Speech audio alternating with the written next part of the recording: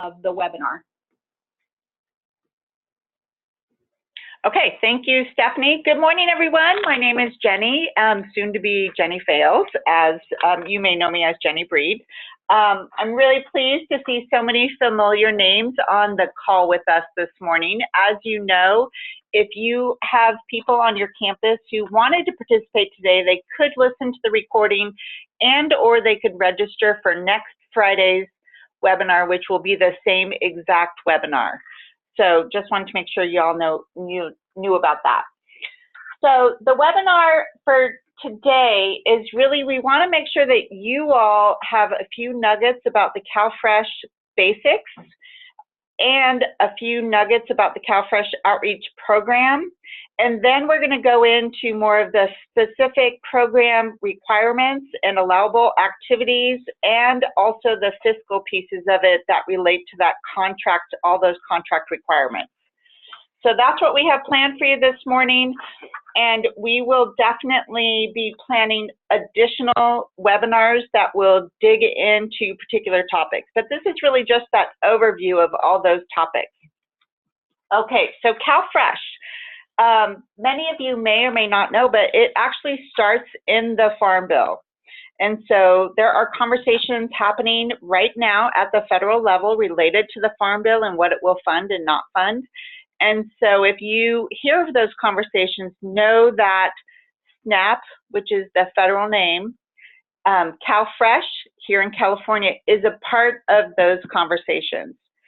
Once that the Farm Bill decides that there is CalFresh funding, it comes to the state of California through the USDA Food and Nutrition Services, and they contract with the California Department of Social Services. The California Department of Social Services basically has three funding streams out to the state of California.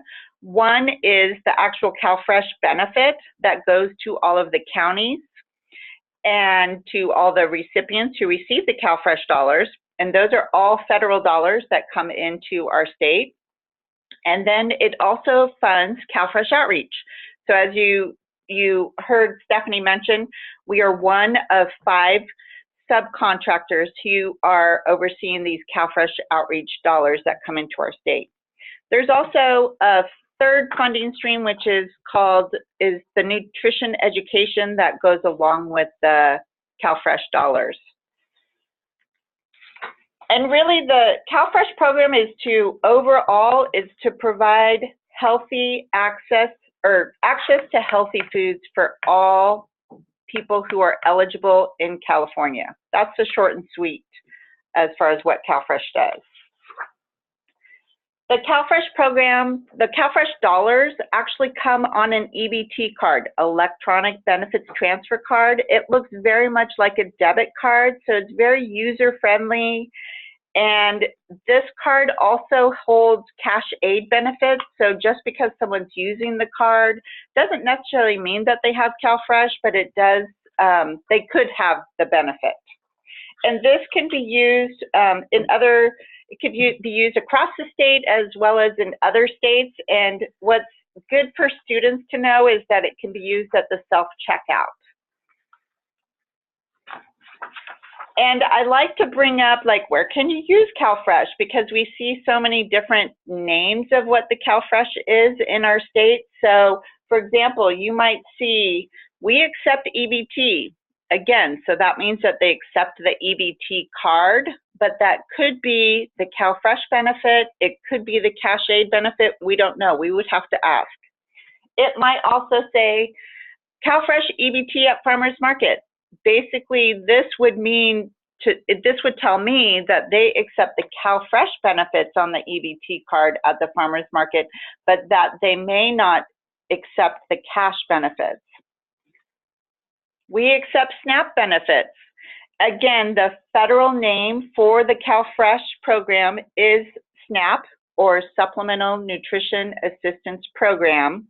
And many of our retailers might have this sticker on the outside of their store. And that's partly because they have to apply to the federal government to become a retailer, and they get these stickers free. So they want you all to know that you can use your benefits, but they don't have CalFresh stickers. The next one you might see is we accept EBT food stamps. So once upon a time, well, about 9 years ago, the program actually changed its name from food stamps to SNAP at the federal level and to CalFresh in California. And that is because the federal government really wanted to change some of the stigma around the program and really concentrate on it being a nutrition assistance program. And so you will find at the F&S federal level, you will find that CalFresh or SNAP is with other food and nutrition programs in our states. So that would include like WIC, free and reduced lunch, senior meals. All of those programs are clumped together. The food stamp program is now in that group of nutrition assistance programs for our states. You might also see we welcome EBT cash. So again, remember an EBT card has their cash benefits. It also has CalFresh benefits. And so this sign to me tells me that they will accept the cash benefit, but not the CalFresh benefit. So I like to share this slide with you all because it can get confusing for us and for the students that we're helping.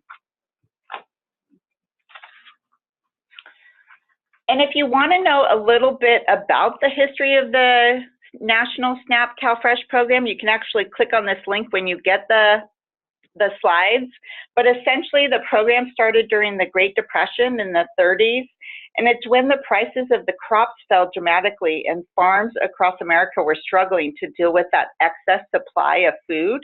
And so the government stepped in and basically bought those excess supplies from the farmers and distributed them among hunger relief agencies. And so that's how the program started. It was very bipartisan. It was in to support people being hungry as well as support the farmers who were struggling to sell the fruits and vegetables that they were growing. In the 60s, our country looked at hunger and decided that we needed to really have a safety net for many of our children in low-income families.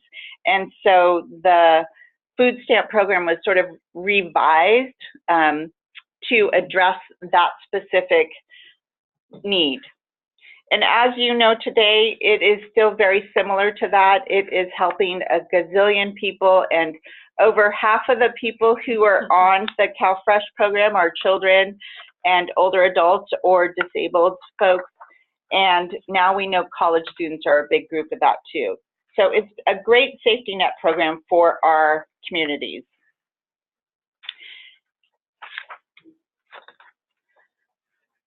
What's important to note is that California, we actually rank third to last across the nation for actual participation. So California doesn't usually like being at the bottom. And we are at the bottom. We used to be second to last, so we're moving up. Woo! But what this means actually is 3 million Californians are eligible but not participating in the CalFresh program. So those are the number of people. Now look at the dollar amount.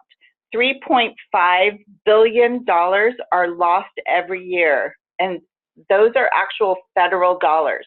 So those are dollars that the state of California is not drawing into the state that are at the federal level, which again, this is, CalFresh is an entitlement program. So if you're eligible for it, you get the CalFresh benefits, and we want to draw those dollars back into our state. So if you want more information, there is a report in the notes section of the slides. So you can read more about that, or you can, give me a call. I'll be happy to share more information with you. And just to help, so I just talked about the CalFresh dollars, but what the government has also shown is the economic impact. So for every dollar that we pull back into the state of California, there is $1.70 generated in economic activity. And what is that? That is really like creating more jobs, more demand for food, and so we have more trucks transporting food. We have more people becoming farmers and selling at the farmers markets. We have more people working at the grocery stores. So all those jobs along that food chain and that food demand are impacted by bringing additional dollars into our communities. So those are the basics of CalFresh. There's lots more to know about it, but I feel like those are just a few nuggets that sort of help you have an overall understanding of what the CalFresh program is and what it has been and how it can help the state of California.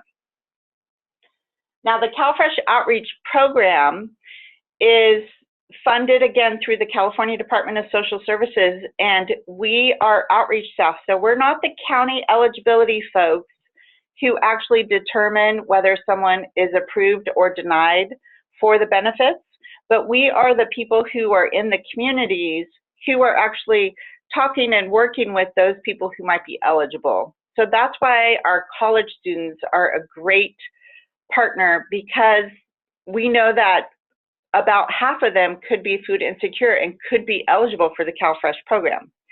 So that's what we do. We are going to be networking with organizations and programs that are serving those low-income populations. And then we're going to be that helping hand that really helps guide the college students through the entire application, as well as the application and verification process. This is often the first time that students are on their own, and so that assistance can make a difference for whether a student actually gets CalFresh benefits. A lot of what we do is just spread correct, unbiased information about the program. I feel like I'm doing that every day, and so you'll start sharing that with people on your campus and in your community too. We also work very closely with the state and county social services offices so that we can get approved applications, and so that we can kind of change, that's at the county level, but then at the state level, we can help clarify the system and the process for students becoming eligible for CalFresh. And a couple other things that I've noticed is that, you know, definitely providing that bilingual support and creating resources that are for targeted populations. And we often have to help college students problem solve and understand the notices that they're getting from the county. It really comes down to 3 hurdles. It's the application, getting a college student to understand that they could be eligible and to get through the application. And then after that, they have to complete that interview, and then they have to submit those verifications. So that's what our role is as CalFresh Outreach team, is to help them get through those 3 hurdles. Okay, so that's the overall of CalFresh and CalFresh Outreach. Now, here are the actual program components and requirements. So as you all know, you saw the contract, there are A through F are our scope of work items. And then we'll just talk about the quarterly reporting requirements and the training and technical assistance requirements. So the first one, scope of work item A, submitted applications. So all of these bullets and activities actually support that first scope of work item. So this would include any promotion and outreach, like you have to do all that promotion, the tabling, the workshops, spreading, you know, the word through emails. We'll also give you information to have a web page. And then you'll also include or have all of your team members complete that civil rights and confidentiality training to prep them for being able to do the outreach. You'll be doing the application assistance, sitting down with students, completing the contact sheet and adding that to the master log.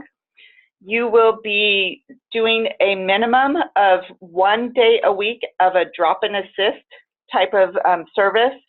And once a semester, you'll also do a CalFresh Outreach Day. And that CalFresh Outreach Day can be a standalone event, or it could also be alongside other campus events. And all of these activities, you will receive training and technical assistance. So some of you will be new to this whole program. Some of you are already doing the program. We will meet you where you're at and help you move forward. The next scope of work item is the approved applications. So this is where we want to make sure that students are actually getting the benefit. And so helping them apply and do their interview and verifications is part of it, but we want to make sure that they actually get through that 30-day process. And we do this, well, I should say the most successful way that we've been able to do it is through texting. We use Google Voice. And again, we'll give you training on all of these tools and strategies that we have figured out over the years. Scope of work C and D is the keeping the benefits. So once a student has their CalFresh, we want to make sure that they actually complete that semi-annual reporting, which is due at the 6-month mark, and that they actually recertify at the 12-month mark. And again, this is so that while they're in college, they actually keep their CalFresh benefits and they're not going on and off. They typically, if they're eligible when they're a freshman, they're probably going to be eligible when they're a sophomore. And so it's just easier for them to keep their benefits versus reapplying every year. Okay, scope of work item E is actually a new scope of work for those of you who were with us the last 2 years. This is a way of capturing some of the work that we're doing to support the applications submitted. And so, for example, we often have conversations with students all the time where we're trying to see if they could be a good candidate for applying, see if they're eligible, if they look to be eligible. And so we're going to be capturing that amount of work that we're doing this particular contract. And it's going to be tallies, so it's not going to be a significant increase as far as paperwork or anything like that. And this is also a new scope of work item, partnerships. And so this is so that we can really capture what we're already doing for those campuses that were with us the last 2 years. But this is when we sort of go beyond our inner circle and start working with other campus departments and programs to really further the messaging and the work of the CalFresh Outreach Program. Okay, so those are all the scope of work items, and these are the program reporting requirements, which are quarterly. You're going to submit an online portal screenshot. This is where you do your application. And again, we're going to walk you through all this so that that makes sense to you. But you're just going to take a screenshot. You're going to send that to us along with your master log. Your master log is going to be the keeper of all that data that we need to roll up to send to the state. And it's going to include, as you can see, all of your scope of work items that are listed below in bullets. And we will be doing an additional webinar at the end of the month that's really going to dig in deeper to the data entry, the program reporting, and the fiscal reporting. So you'll get more information about those specifics. But I just want to give you sort of the overarching requirements. Mid-year and annually, we will ask you to submit a narrative. It's a couple pages, but these are sort of the typical questions. We really want to get more than numbers from you. We want to find out what your challenges are, what your successes are, how's that relationship going with the county, what promising practices do you feel really good about that we want to share with other campuses. So, and I want to remind you that there is no penalty language in the contract if you do not meet your scope of work numbers. Those numbers are really a goal, and as long as CDSS and CHC can see that you are working towards those goals and that you are creating goals and activities, then it makes us easy to explain the numbers that you submit. In addition to those program requirements, we also want to give you a heads up about the training and technical assistance requirements. So annually, we will request that we schedule a face-to-face training with you on your campus.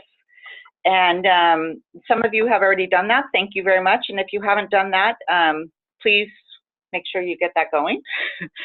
And then we will be hosting monthly conference calls, and we haven't quite figured out when that's going to be, but look for that email, and that will be a way of us communicating and answering questions sort of in a timely basis.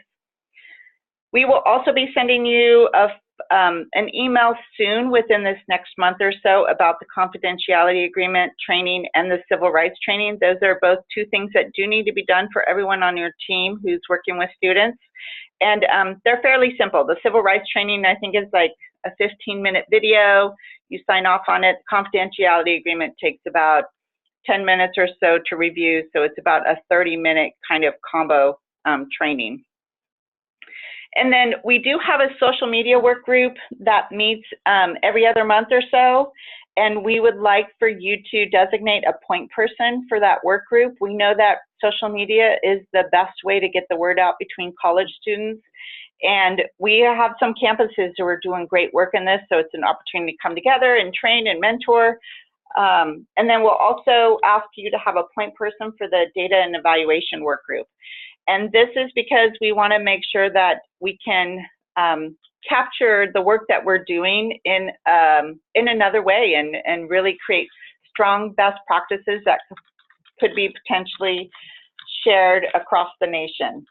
And there will be a specific evaluation webinar within the first 6 months of the contract where we will really outline the evaluation activities that we've put as the prime contract.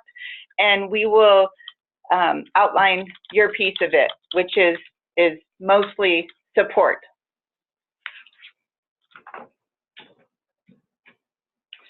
Okay, all these activities sort of roll into, as you know, because we're under the federal USDA guidance, all of the activities that I just talked about all fall under allowable activities. And so we like to make sure that we clarify this for you all so that you have a resource of what you can and can't do. And there's just a few things that really stand out that you can't do. And I'm going to pull Amy Reeson into this slide and sort of transition, because this is kind of where the program and the fiscal team, we work together, because we have activities we want to do on the program side of it, and then we have to make sure that we can invoice for those. And so this is where Amy and I sort of dig in sometimes to the SNAP guidance and work with CDSS to get some allowability approved or clarified, and we have some updates, so we're very excited about those. Yes. So I just want to take a moment and remind everyone that we have the chat box up. We've got a couple of great questions that have come through. Keep sending us your questions. We are monitoring it. So we're here to answer as we go along. Say that again, Steph? Oh, just that scheduling the face-to-face trainings, it could be that some people that are on the call didn't receive the email about the face-to-face training. So someone on your team probably did. If not, then as you can see from our response, if you just email CHC CalFresh Outreach at chuchico.edu, we'll definitely make that happen. Thank you. Yes. And we will also have that email address available at the end of the webinar as well. So allowable activities. So I'm going to refer you to the USDA guidance. That link is here on this slide and will be included when you get the slides. It's a wealth of information. And specifically on page 16 is where they start this allowability table that I've taken a screenshot of. This is just a part of the table. It of course extends much further than that, but gives some examples of how to implement activities to reach the goals that Jenny just described of this project in an allowable fashion. The language in the guidance is definitely geared toward community outreach, so you may need to translate some of that to be a little more campus community focused, and we would of course help you with that. So a few nice updates that we've received. There was a bit of a question about staff t-shirts. So staff t-shirts branded with the CalFresh logo that we saw requested many times in budget, they are confirmed that they, yes, are allowable. Also, CalFresh branded items used for application assistance tools. This was a creative idea that came up with one of our subcontracting campuses this last year to get USB drives for students to help collect their verification documents during their process, the 30-day process. And they had branded them, they had printed the CalFresh logo on the outside of them. That is confirmed as an allowable expense, yay. And then also the printing or branding costs for giveaway items, such as pantry bags. So this also came up in budgets, we had encouraged it. What we cannot cover is the cost of the item itself because it is considered swag. So items that you would give away to participants, such as a pantry bag, a pencil, various items that we've all seen at events. Those items in the state of California are considered swag and were banned by Governor Brown. So we do have to follow those rules, being in the state of California. But what we can, what is allowable, what we can reimburse you for is the printing or branding costs. So let's say you decided your campus was going to purchase some bags to use at the pantry and you wanted to print on the outside of them the CalFresh logo, where they might go on your campus for application assistance. That is the piece, the printing cost that we would be able to reimburse. I want to note, you're going to see at the bottom of all of these slides on allowability, that allowability applies to both federal share and state share costs.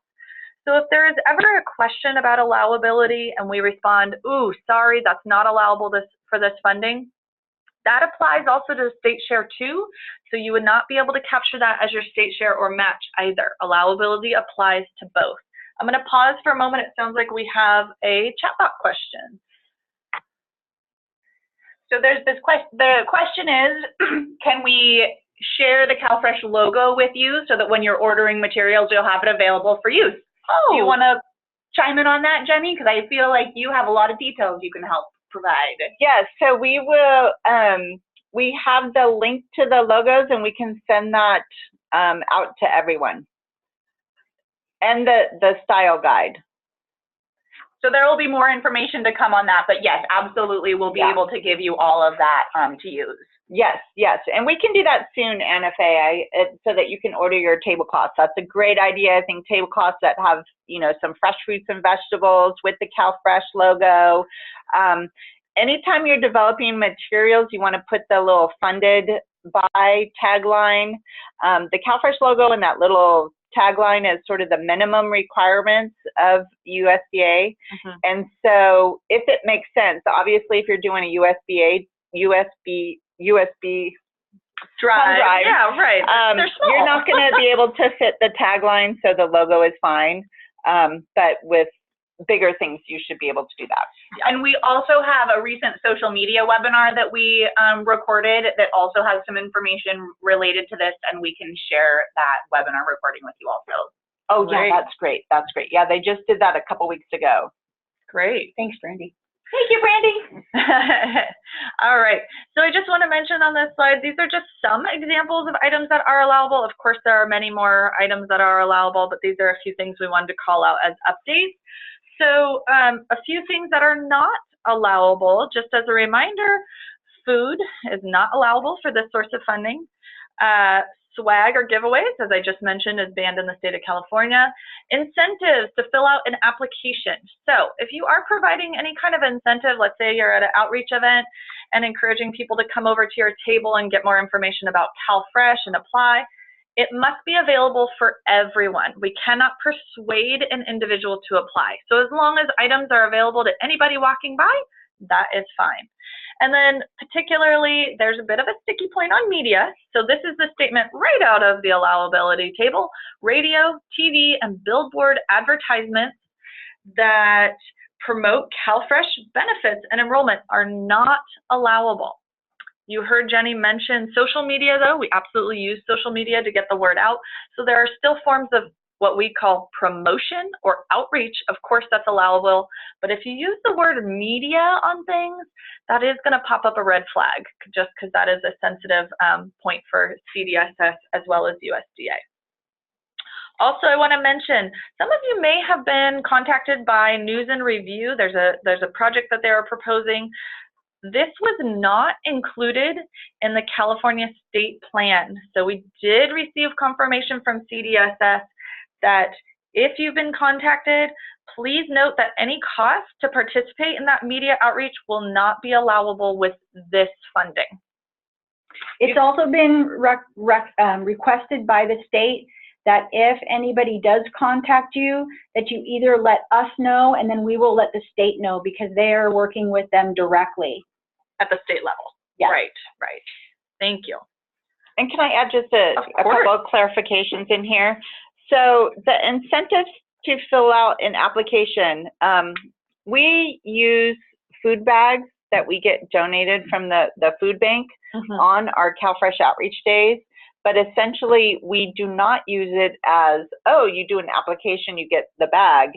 We actually offer the bag to anyone who wants it, but we strongly encourage that they pre-screen and apply for CalFresh. So I hope that that clarifies, like, please continue to use food as a partner, because often college students look and they're like, oh, there's food. Oh, there's a tasting. Oh, there's a cooking class. Definitely use food as a leverage. Just know that you can't give the food as an incentive for them applying. And using that example of food, it is not an allowable expense on this. So as Jenny mentioned, we usually get donations. Okay, so we're going to roll into the fiscal overview and requirements. We're going to give just some overarching statements about the fiscal component of this contract. As many of you know, it's a little bit complicated. We're going to review state share and federal share. We're going to share a budget summary, roll into the fiscal reporting, and then a couple of other topics, budget adjustment requests and fiscal desk reviews and site visits.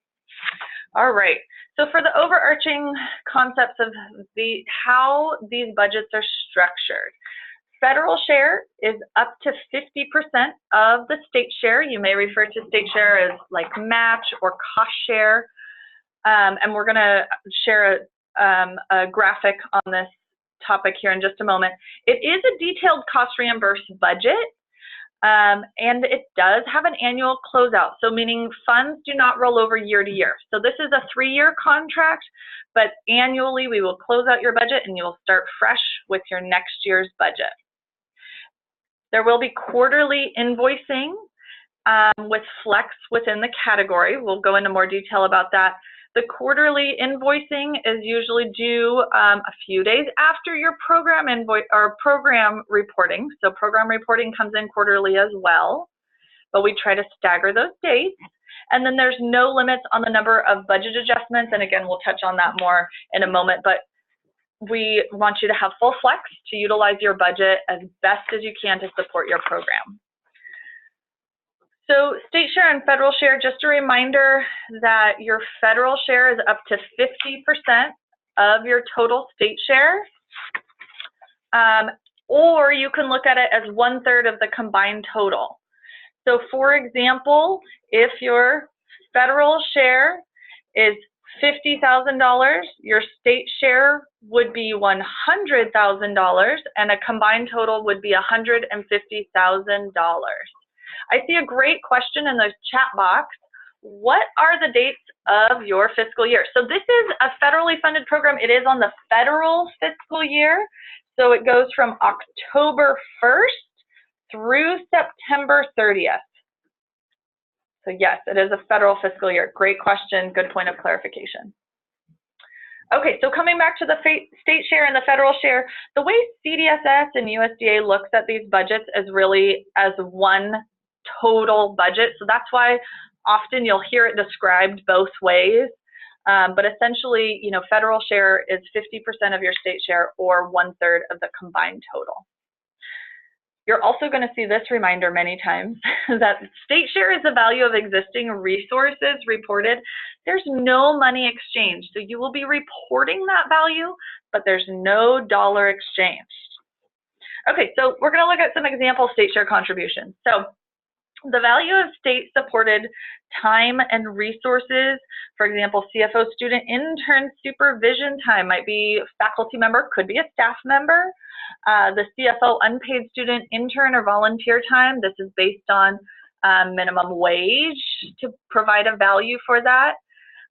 Let's say financial aid, career and internship center staff, foster youth, counseling, all of staff time for providing outreach is capturable as state share.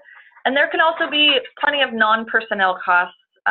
So many campuses captured other costs that their campus would provide to support the overall outreach program, whether it be, office supplies, phone lines, etc. Those are also allowable sources of state share. So we're going to provide an example calculation on a subsequent slide about personnel time in a moment. But also example federal share costs. So the federal share is your requested funds. It is what you will invoice us for and get reimbursed for. These funds are to extend your CalFresh application assistance efforts to be able to broaden it across your campus. So for example, it might be additional personnel time, it might be operating costs, copies, phone lines, etc. Some travel. We encouraged everyone to include travel in their budget because we will have training travel and statewide convening. And then program materials. So those examples of allowable activities, whether it's the co-branding of items or staff t-shirts, some of those were examples of, also allowable activity or costs that could be included in your federal share budget. Amy, do you mind if I just give, I know you're going to go through some more examples, but just because this is a complex-ish topic and we tend to repeat it over and over again, I just like to share the fact that as an example, as a faculty member, a part of my position is supervising student interns, and because my position is paid for by the state, that portion of time is considered state share.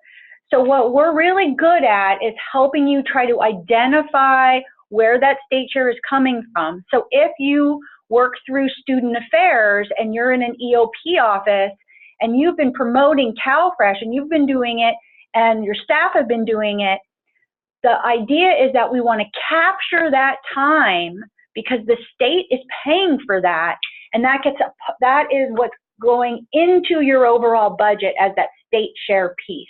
Mm-hmm. So remember, we're not asking you for any other dollars or any other money, but we're just capturing that time. So it's kind of a little easier when you put it in perspective of the positions we have, and just feel like, oh, okay, now I get it. This is how we're getting these federal reimbursement dollars back to our campus, is because we're counting the time we're already dedicated to CalFresh. Right, right. And I just want to make a mention that everyone, of course, did submit their budgets with the proposal, and that is what's included in your contract. But we are going to circle back around to the topic of budget revisions, because we recognize as your program launches and you get more familiar with how the structure might look on your campus, the items in your budget very likely will change. And so we want to help support that. Jenny? Can I just add on to Stephanie's example? Yeah. So Stephanie just gave an example about EOP program. So maybe your EOP program isn't actually promoting CalFresh. Yeah. So just so you know, like, we're capturing existing activities, but also we're going to capture easily existing activities. So if your EOP office isn't promoting CalFresh, we know that that's one of the targeted programs for CalFresh application. And so we could easily reach out to the EOP office and work with them to give them some standard understanding of CalFresh and referral to our office, and then we can capture that as state share. The more state share you have on your campus, the more your campus is going to get back. And Jenny's talking about that low-hanging fruit. This is just really easy. These are programs that could easily incorporate it, capture that time, and you'll see over time how you can even increase your budget in the future, over at the next, during the next contract period. Right, right. Good examples. Okay, so we're going to keep rolling to talk about personnel just a little bit more. So some folks have asked questions about, how will this be structured on our campus? How will we operate this program? So we wanted to provide examples of what we typically saw in many budgets for their positions and position descriptions, how this might be structured. It very likely may be different on your campus, and that's fine. But this is what we typically saw, that there was student intern supervision time captured on the budget.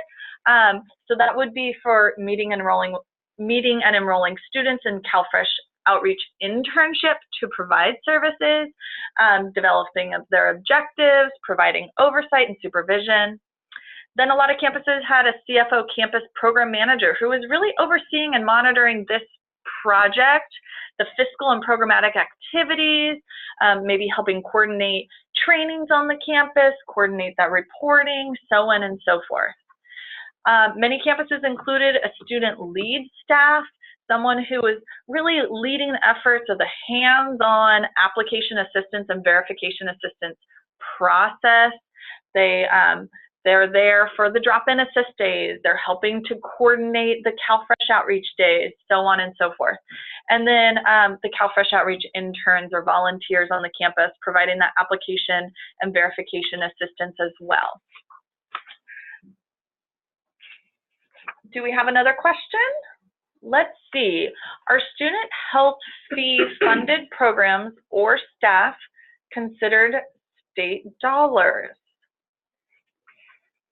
That's a great question, and yeah. I think some great clarification would be that while we do refer to this as state share, really it's just saying that those are non-federal funds that are being used to support the program. So any funding that is non-federal can be used even if it's not coming from the state of California. Right. So in that situation, we just ask for you to maintain documentation on your own campus just to verify that your sources of state share are non-federal. So it could be a combination, absolutely. Okay, so example, CFO staff and activities. The positions described on the previous slide, they could be state share or funded by your campus, so they could be those existing positions that Jenny and Stephanie just gave examples on. They could be funded through federal share, the dollars from this contract, and they absolutely can be a combination of both. In fact, we have many current or previous subcontractors where they kind of split it, let's say it's 50-50, 1/3, 2/3, so it can be a combination. Right, where your campus is paying for half of an FTE or half of a position to do CalFresh outreach activities, and the rest of that position is coming from this contract. Right, right.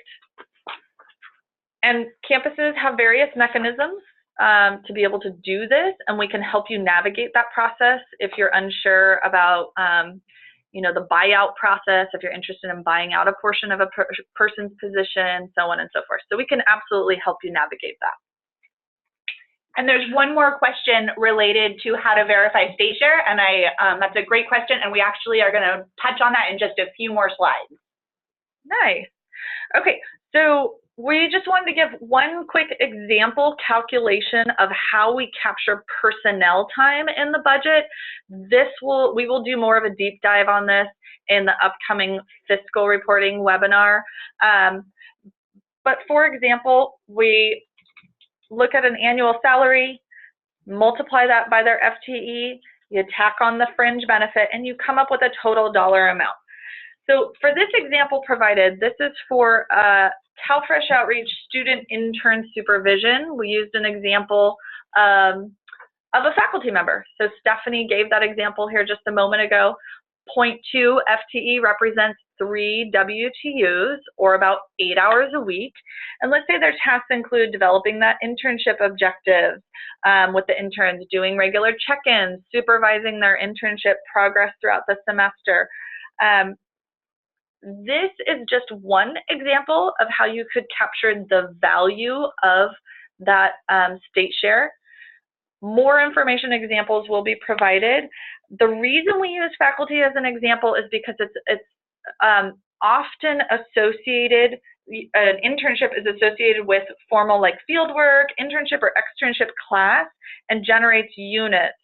and credit, no credit grade. But this could easily be staff supervising interns too. It may not always be structured in this manner. So here's a budget summary example, again, circling back around to the example I gave earlier of the structure of state share and federal share. Overall, on the total line, you'll see in this example, state share is $100,000, federal share is 50% of that, $50,000 for a total combined budget of $150,000. You can also see here how it bundles up, showing a state share column and a federal share column separate, how each add up, and that the split is not for each and every category. They look at it as a total. So your state share could be heavily made up of personnel costs, and your federal share is split between personnel, operating, travel, so on and so forth. All right, so now we're gonna go ahead and dive into fiscal reporting. Kathleen.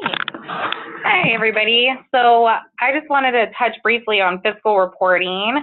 So this includes all your federal share and state share costs, and it is comprised of submitting your invoice, state share documentation report, and your time and effort forms, which we'll describe in the subsequent slide. And we provide templates for all of this. So your invoice will be where you report all of your federal share costs during the quarter. So this is what you're going to be reimbursed for with these subcontracted federal funds. The state share documentation report is where you will report the value of all those CFO allowable costs funded by your campus or the non-federal funds. State share is the value of efforts already worked towards allowable activities, and there is no money exchange for these costs. I know we repeated this a couple times, but I just want to be really clear. There is no money exchange. You're just capturing that value. Dollar value. The dollar value, exactly. So this slide has many points about fiscal reporting, and I'm just going to touch on them today, but more detail will be provided later in the month about all these. So your invoice, state share documentation report, and time and effort forms are due your fiscal analyst 30 days at the end of each quarter. So for instance, quarter one is October through December 31st. So your invoice, your first quarter one invoice will be due January 30th. So this first quarter, we understand may be late, there may be some delays as you're just getting up and running, and there is a mechanism to be able to submit your invoices and state share documentation reports later, and we will explain that in this reporting webinar later in the month. We will reimburse your federal share, any federal share reported up to 50% of the state share you report. So keep in mind that we look at overall cumulative of federal share and state share. So for instance, if you report more state share in quarter one, you might not necessarily have to report as much state share in quarter two to get fully reimbursed for all the federal share that you're going to report. And just as a note to interject, we do see this fluctuation definitely throughout the year, because obviously this quarter system doesn't necessarily align with campus Academic time. And so that ebb and flow throughout the year is absolutely fine. I just want to reiterate that we are looking at the cumulative total. And to be really well aware that almost everyone on this call is familiar with the state fiscal year starting July 1, and that does tend to confuse the issue if you've never worked with federal funds before and with a federal fiscal year starting in October 1st. So we do repeat that a little, over and over again, just because we know you're so familiar with the state fiscal year. Yeah, right. And again, as you're getting up and started, you might not be familiar with capturing these costs, and so that might necessitate a late invoice, and that is totally fine. We have a mechanism for submitting those. And we'll provide more detail on that to come. So personnel backup is the only backup required for each month, for each quarter, and it is in the form of time and effort forms. And so we provide these forms for you, and you're going to fill those out based on actual hours worked towards allowable activities. And this goes for both state share and federal share hours. We will require them for any state share hours reported and federal share hours. And if you're reporting unpaid intern time, that will require an additional form of backup that we also provide the template for, and we'll go over that in more detail later. For all the other expenses, you do not need to submit backup for them, but you do need to keep record of them in your own personal files. And as a reminder, you're reporting by category. So if there's negative balances on the invoice, we have two options there. We can reduce the amount of federal share being claimed, or we can do a budget revision, which will be explained in the next slide. We highly recommend that you submit these documents, your invoice, state share documentation report, and time and effort forms before obtaining signatures on them so we can review them and just give any feedback. We also provide an invoice review checklist in your invoice workbook, and that's what we use as a handy tool when we're reviewing these documents. So you can also do that double check. So let's see. Now I'm going to turn it over to Naomi, who will go over more details about that part. So as Kathleen was just mentioning on the last slide, if you end up with a negative balance on your invoice, that's one of the instances when we're going to need to do a budget adjustment request, otherwise known as a BAR. Some of you I know have already realized that you do need to complete a budget revision even before this contract is started.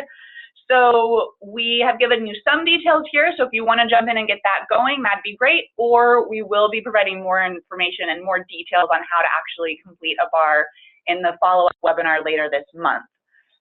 And can I interject that we can't officially approve BARs for these new contracts until your subcontracts are fully executed.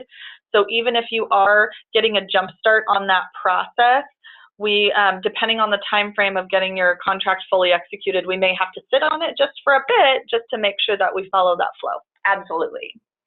And so to reiterate again, BARs are required to move money between categories, but not line items. So this means that if you realize that you need some more money in travel, but have extra money in your personnel category, that we can take that extra money from your personnel category and move it into travel so that you have those funds to expend in that other category. If you're moving money between lines within a category, that does not necessitate a BAR. So for example, oftentimes we see that campuses will have staffing changes or have new people charging to the program, especially when students are involved and there's that turnover that happens as students graduate. So if you're adding people to your personnel category or removing them and just the names are changing, but you still have enough money overall, you don't need to complete a BAR. BARs are only required if you need to move money from one category to another. You can also, as we stated before, complete an unlimited number of budget revisions. So we want you to be able to use these funds to the best of your ability, and so we allow you to do this as often as needed over the course of the contract. And just when you need to, you'll just submit them to your fiscal analyst. So there will be more details once again on the webinar later this month. We do have a link to our BAR instructions so that you can see how they would be completed. And just so you kind of know what time frame we're looking for, if you know already that you're going to need to complete a BAR before invoicing for Q1, what we're hoping is that you could get those to us by mid-December if feasible, so that way we have a chance to review them and give you any feedback that's needed and get them approved so that we can update your invoice workbook and get it sent back to you with that updated budget. So one last slide related to the fiscal reporting portion of the webinar. So this relates to fiscal desk reviews and TA program reviews. So both fiscal desk reviews and technical assistance program reviews will occur at least once during the contract period. So that's once over the 3-year period of this contract. I want you to be reassured that you will be given notice well in advance of this happening, and it won't be occurring during Q1 of this year. So don't worry, this isn't going to be something happening immediately, and you'll have a lot of warning before this happens. And so what this will end up, so normally, like we were saying previously, with your invoice, when you submit it, all the backup that we require is just for personnel in the form of time and effort forms. So the desk reviews will just require that additional backup documentation for the other costs that we don't usually ask for the backup during that quarterly invoicing. And so once again, both of those will occur once during the contract period at least, and we'll notify you well in advance. And there may also be a site visit by CDSS and CHC during the contract period. That's a CDSS required review. And so if that does occur for this contract or your campus, you will also be notified of that well in advance. And I just want to give reassurance that the fiscal desk reviews and our training assistance, our technical assistance program reviews, they're really from that lens of wanting to provide additional support and do a little bit more of a deep dive into your program and understanding how you operate so that we can better offer you that technical assistance and provide you support. We're not trying to be monitoring Absolutely. anybody or, you know, it's really to just help offer more support. And in fact, it did, when we went through this with our subcontractors on the previous contract, for some of them, it was also really helpful for them to be able to just revisit their processes and put things in place that made it easier for them to do their reporting. So it was a great way for us to communicate with everybody and for you all to communicate with us so that we can get a better understanding of how your campus functions, and it allows us to then provide better support to you. Right. So then we're going to have Stephanie chime in to talk a little bit about the impact of these budgets that we're talking about and this contract.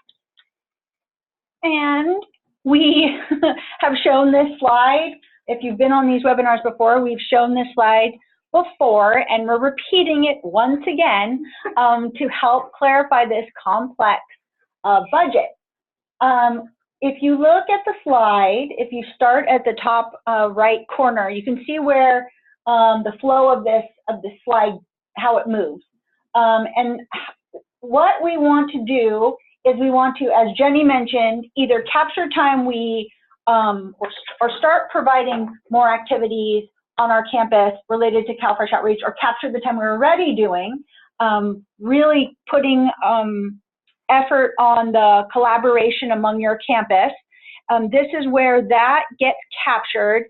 In our previous contract with 11 campuses, our budget, actually state share budget, totaled $2 million.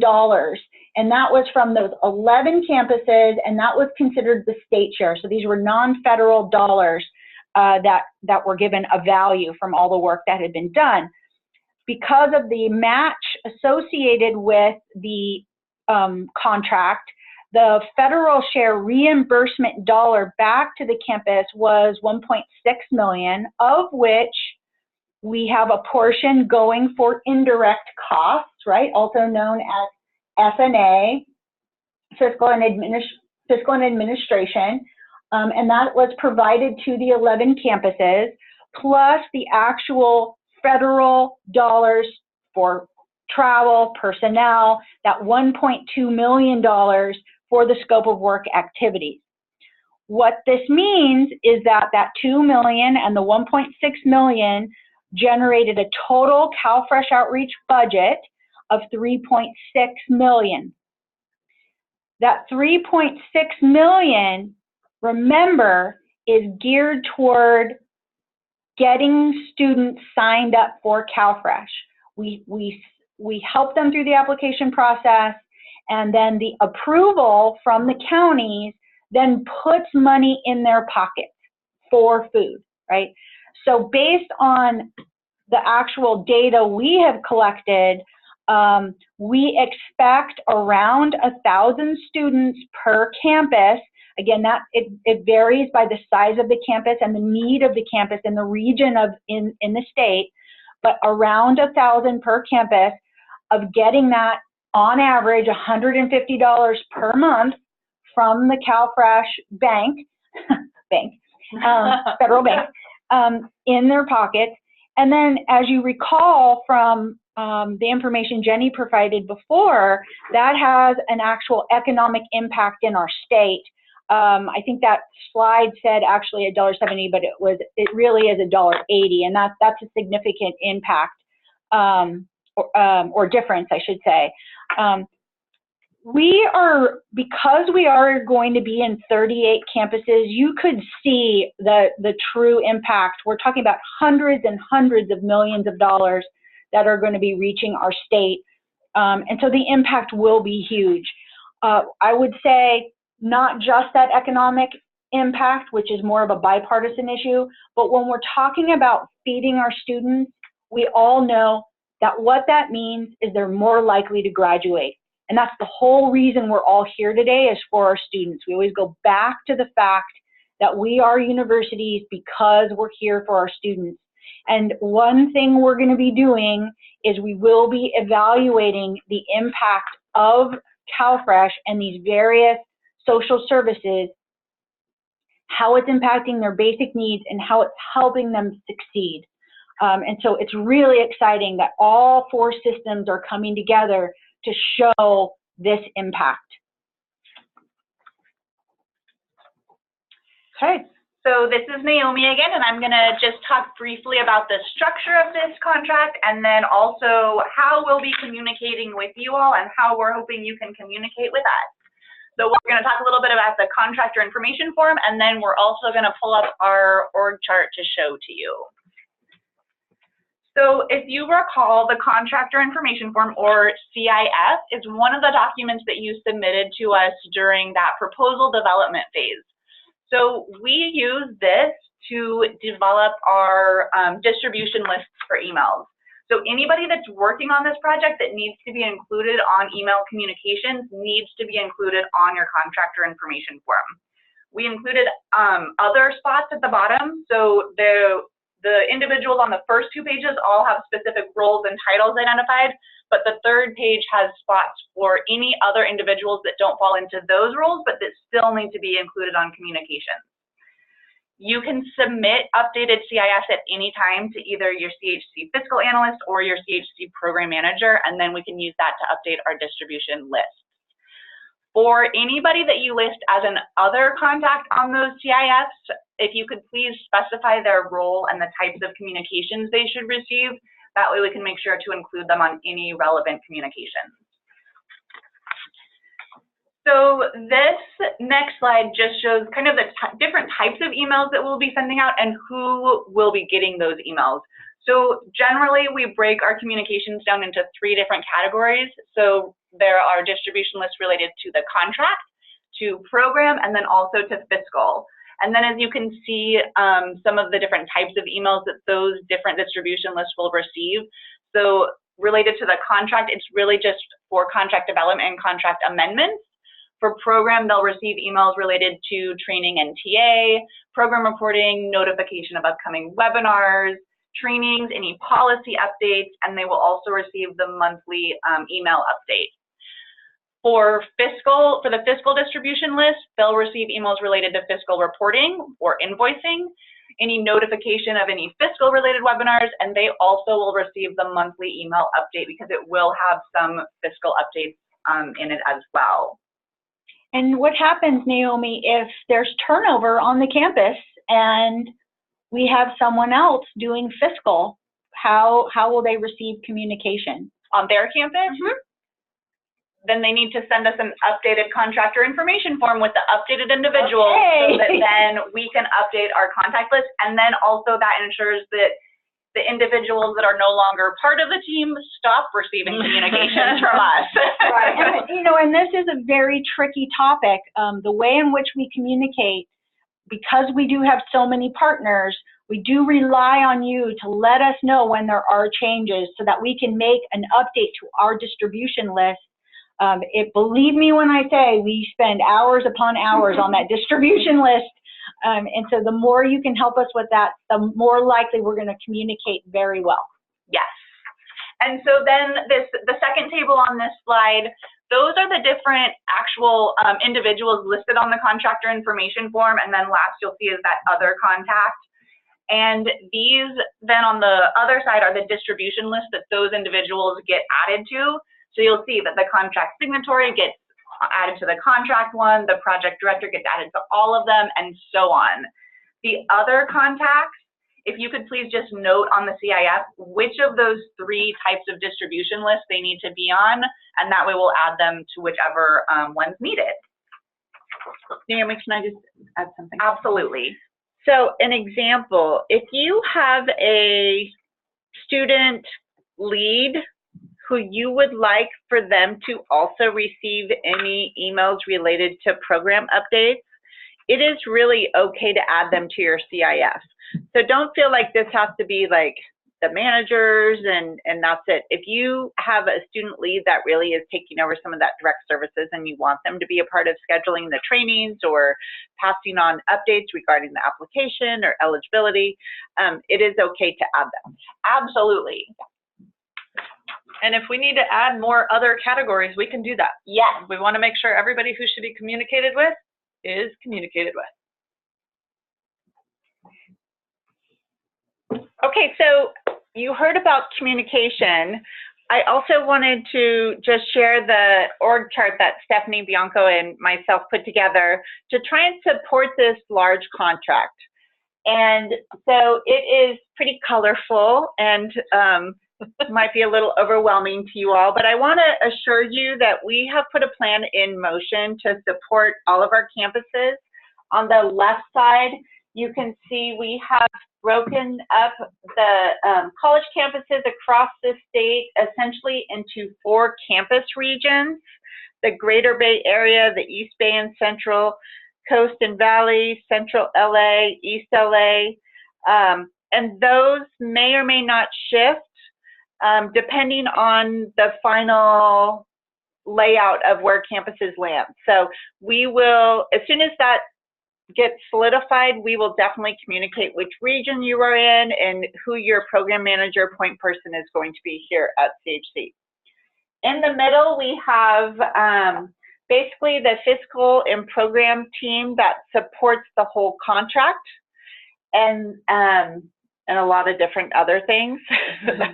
And then on the far right, we have our far north subcontractors, which we've been contracting with these community-based organizations for, gosh, about 10 years or so.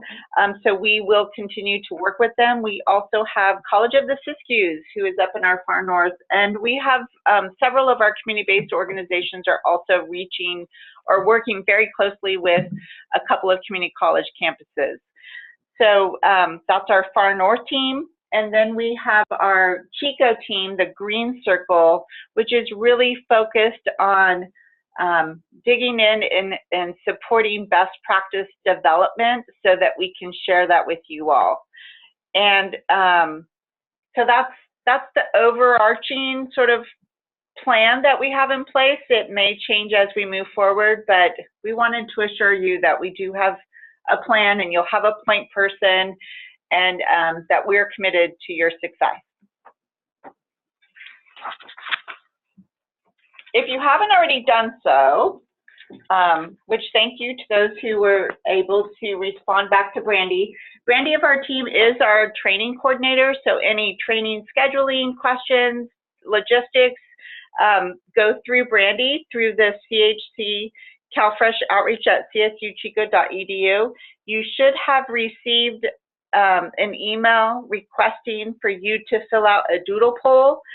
We have scheduled about half of the campus trainings, and so if you have not completed that doodle poll, look for another email from Brandy later today. Also, we understand that the contracts are going back and forth, and we want to make sure that that process has continued. So we've received probably half of the contract signed and back. And if you don't know if you have where you're at on your campus with your signed contract, you may want to reach out to your Office of Sponsored Projects. Or you could email us at that CHC CalFresh Outreach email, and we can give you an update too if you need one. Right. That sounds great. And again, just to emphasize, updating that CIF is really important, especially as we provide information about upcoming webinars to build your knowledge and understanding about this project. All right, so the next steps after this webinar is you will receive a follow-up email that will have the slides and the recording. But I also wanted to let you know that your program manager and fiscal analyst will be sending you a welcome email in the next couple of weeks. So keep a lookout for that. That's going to be your point person, and myself or Brandy will see you at the on-campus trainings. We'll be bringing a group with us, so we look forward to meeting you with your program manager. And just to go ahead and pencil this on in your calendar, the data entry, program reporting, and fiscal reporting webinar is been scheduled for October 26th from 10 to 12. And the agenda and calendar invite will be sent out to you early next week. Okay. Wow, we've come to our last slide. We want to thank you all so much for attending our first 2019-2021 contract webinar. We know we have provided a lot of information, so please do not feel overwhelmed. Remember that you do have individual contacts at CHC that you can communicate with. They can hold your hand, especially if you are absolutely new to this, you're a rookie, just tell us you're a rookie and we will walk you through it. And I know we have been told by campuses that they do feel very supported. So I hope that helps reassure you that you're working with a really solid team. Just remember, we are a campus entity, we are a center. We understand the campus environment. We know that it's different from campus to campus. And we have been conducting CalFresh outreach since 2006.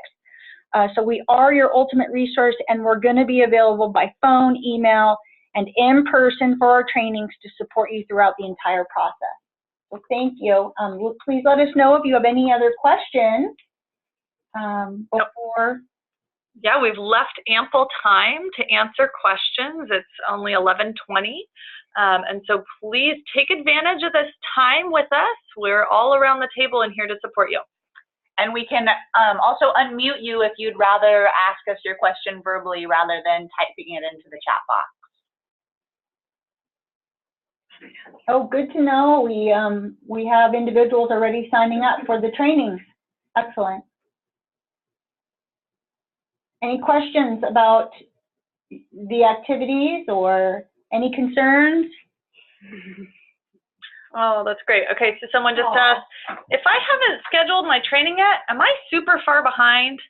Absolutely not. We don't even have a signed contract, so we're okay. We're just kicking this off today. So no, you're not far behind. We want to reassure you that we still have time to get this project up and running, but we are eager to connect with you and set up that training as soon as possible. You're welcome. Okay, next comment. This webinar is very helpful. Oh, thank you so much for the feedback. And we also look forward to the link to the webinar as well as the PowerPoint. Great, we will get that out to you just as soon as possible. Yeah, and it is recommended that you share the webinar with your team and the PowerPoint with your team so they can get a really good overview of the work you will be doing. Ooh, great question popped up about allowability. Does that mean it can't be done at all, or that we just can't get reimbursed? Ooh, great question. I don't want to say that anything can't be done at all. Yeah, it's the latter of the two. It can't get reimbursed or be captured as state share. So just for this funding stream. So if there is something that's deemed unallowable, so I'll just use the example of swag, how we talked about the items that are given away or food. Those are things that just cannot be claimed for this funding stream as either federal share, so yes, it won't get reimbursed, or as state share, so you cannot claim it as that match or the state share either. It's just not claimed on this funding stream, but of course you can still do those things. And many of you have really strong relationships already with your local food banks, especially if you have a pantry, and because of that, you many times will have food almost as an incentive to come to your table or to come to the CalFresh outreach desk. Draw people to you. Right, right. It's just that can't be considered state share, and you can't get reimbursed for any of that food. Just to reiterate what Amy said. And most of y'all are probably getting SB $85, and so just know that those can. I don't believe there are restrictions on how those dollars can be used. Specifically, as long as it's in your scope of work, but you should definitely ask for approval. I'm not giving you approval, but I am telling you that I'm pretty sure that you could look at using your SB $85 for some of those wraparound things that you would want to do your CalFresh outreach activity. Yeah, and you would definitely want to reach out to the Chancellor's office, to Araceli or Dr. Denise Beverly, if you really aren't sure. or Colleen at the community college. And Colleen at the, Right. at the community college chancellor's office. Well, and the SB 85 funding can be captured as state share if it's CFO allowable activities as well, too. Yeah, good point. Any other questions before we sign off? We can hang around for a couple of minutes if you have an idea. Otherwise, it looks like. Yeah, so how about we leave the chat box up for a little bit? We're going to go ahead and mute our line now and sign off. So we're going to say thank you very much, but we'll still be here monitoring for a few more minutes. So if another idea pops in your mind, we're still here for a few more minutes. Thank you, everyone. This was lovely, and we appreciate your participation on the webinar today.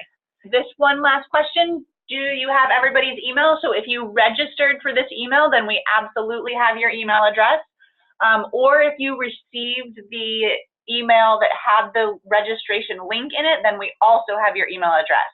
If this was forwarded to you, or if you're sitting in a room with someone and didn't register, then feel free to reach out to us and we can get this, get you added to our list and get you the webinar link and recording. Yes, and you can send that information to CHC CalFresh Outreach at csuchico.edu. Great. We were hoping it was helpful. We appreciate the feedback, everyone. Thank you. Welcome to the team. Woohoo! Bye, everyone.